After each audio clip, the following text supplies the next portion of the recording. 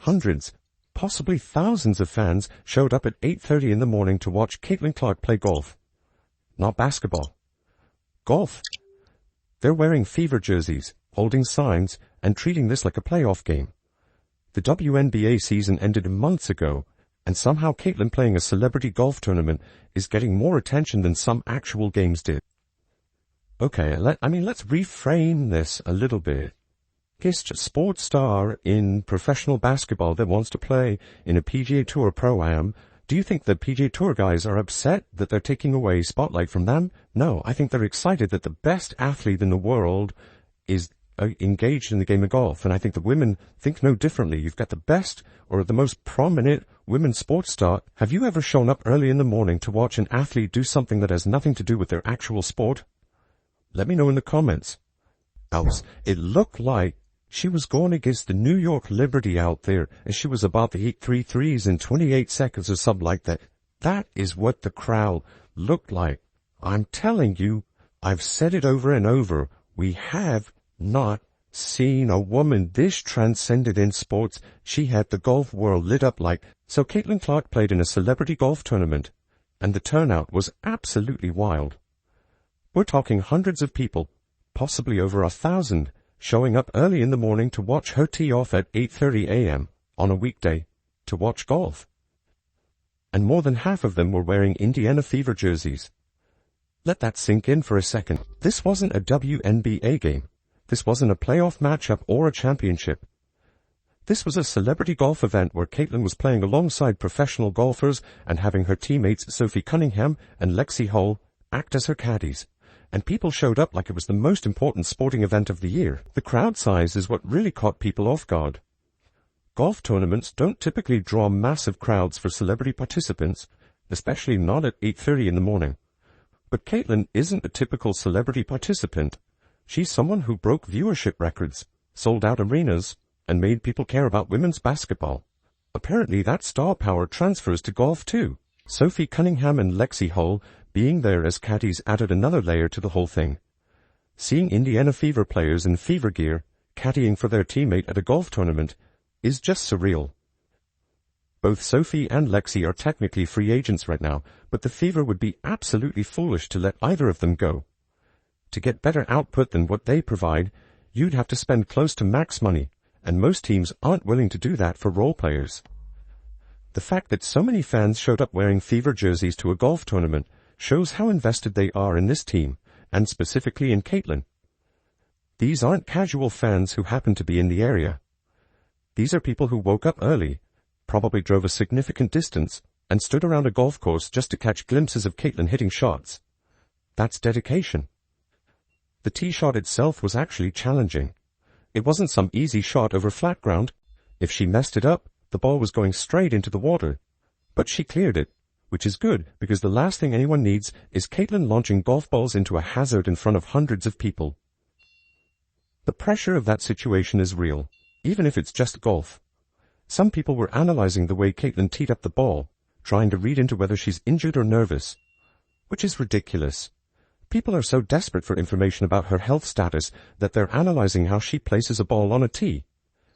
That's not how injury diagnosis works. If she's injured enough that it affects how she tees up a golf ball, she probably wouldn't be playing golf at all. There were also questions about her hamstring and whether she's dealing with any injuries from training. And look, if Caitlin Clark gets injured again while training with the Indiana Fever staff, that's going to be a massive problem. We already went through this whole thing about how their training program last off-season was a disaster. If it happens again, people are going to lose their minds. The fact that the Fever is letting her play golf at all suggests she's healthy. Organizations don't let their franchise players participate in activities that could risk injury unless they're confident there's no existing problem. So the hamstring questions are probably overblown. But given the Fever's track record with training and injury management, fans have every right to be concerned. The crowd reaction throughout the event was enthusiastic. People were cheering, taking photos, and generally treating this like a major event. For them, it probably was. Caitlin hasn't played in front of fans for about 4 months. The season ended in September, and this is November. For someone who was playing year-round between college and the WNBA, having an 8-month off-season is unusual. And for fans who got used to watching her all the time, 4 months without seeing her play feels like forever. The timing of this event is interesting because we're in the middle of the WNBA off-season, when there's typically very little happening. Most players are resting, training, or doing their own thing away from the spotlight. But Caitlin playing golf becomes a major story because people are starved for content. The league has gone quiet, and fans are looking for anything related to their favorite players. The comparison to last year is stark. A year ago, anything involving Caitlin was massive news. If this golf tournament had happened then, the hype would have been even bigger than it is now. The crowd would have been larger, the media coverage would have been more intense, and social media would have exploded even more than it did. The fact that the buzz has died down somewhat shows how momentum can fade when there's nothing happening for months. This is actually a problem for the WNBA. They had unprecedented attention last season, largely because of Caitlin. Viewership was up, attendance was up, merchandise sales were through the roof. But now, in the off-season, there's been almost nothing to keep that momentum going. No major storylines, no big announcements, no content to keep casual fans engaged. And those casual fans are the ones most likely to drift away if there's nothing to hold their attention. The potential for a lockout makes this even worse. If there's a work stoppage and the season gets delayed or cancelled, Caitlin could go years without playing competitive basketball. From September 2024 to potentially March 2027 is a long time. Her brand would take a hit, no question. People saying her brand will be fine regardless aren't being realistic. Athletes need to play to stay relevant. You can't just disappear for 3 years and expect everything to be the same when you come back. Some people think Caitlin's star power is so strong that she could survive a long absence, but that's not how sports work. Fans move on. New stars emerge. Attention shifts. If Caitlin isn't playing, people will find other athletes to follow. That's just the nature of sports fandom. She'd still have a core fan base, but the mainstream casual audience that discovered her last season would likely move on. This is why the WNBA needs to figure out their labor situation quickly. A lockout would be devastating for the league, especially right now when they finally have momentum. They can't afford to waste this opportunity by shutting down for an extended period. The players deserve fair compensation, but both sides need to find a way to make it work without destroying the progress they've made. The fact that Scott Agnes, who covers the Pacers and Fever, was there covering the golf tournament shows how seriously the local media takes anything Caitlin related. This isn't a basketball game, but it's still worth covering because people care. That's the level of interest she generates. Not many athletes can make a celebrity golf tournament into a legitimate news story, but Caitlin can. The crowd being there at 8:30 a.m. is particularly impressive. That's early, especially for a recreational event. These aren't hardcore golf fans who would show up early anyway. These are basketball fans who came specifically to see Caitlin. They probably don't care about the rest of the tournament. They're there for her, and they're willing to wake up early and stand around a golf course to see her for a few minutes. This also shows the difference between Caitlin's draw and most other WNBA players. No disrespect to anyone else, but very few players in the league could draw this kind of crowd for a non-basketball event. Maybe a handful of the biggest stars could get a decent turnout, but hundreds to thousands of people showing up? That's unique to Caitlin right now. The LPGA probably loved this too. Last year they were posting about record engagement whenever Caitlin was mentioned in connection with golf. They understand that associating with her brings attention. The WNBA should be learning from this and figuring out how to maximize her star power. But instead, they seem confused about how to handle it.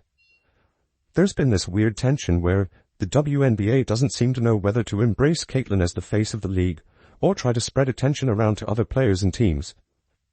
The result is that they're not doing either effectively. They're not fully capitalizing on Caitlin's popularity, but they're also not successfully building up other stars to her level. It's a missed opportunity. The irony is that the WNBA is back to where it was before Caitlin's final college season. The main conversation about the league is players complaining about pay, and everyone else pointing out the league loses money. That was the cycle before Caitlin brought all the new attention. Now that the season's over and she's not playing, we're right back to that same tired argument. This is exactly why the league needs to maintain momentum during the off-season. They should be creating content, promoting players, building storylines for next season, doing anything to keep people engaged. Instead, it's been mostly quiet, and the conversation has reverted back to the same old debates that existed before Caitlin changed the game. The fans at the golf tournament are the ones who stayed engaged despite the lack of content. They're the diehards who will show up no matter what. But the WNBA can't rely only on diehards. They need casual fans too, and those people need reasons to stay interested. A golf tournament with Caitlin is something, but it's not enough to sustain momentum for months. What happens when the next season starts will be crucial.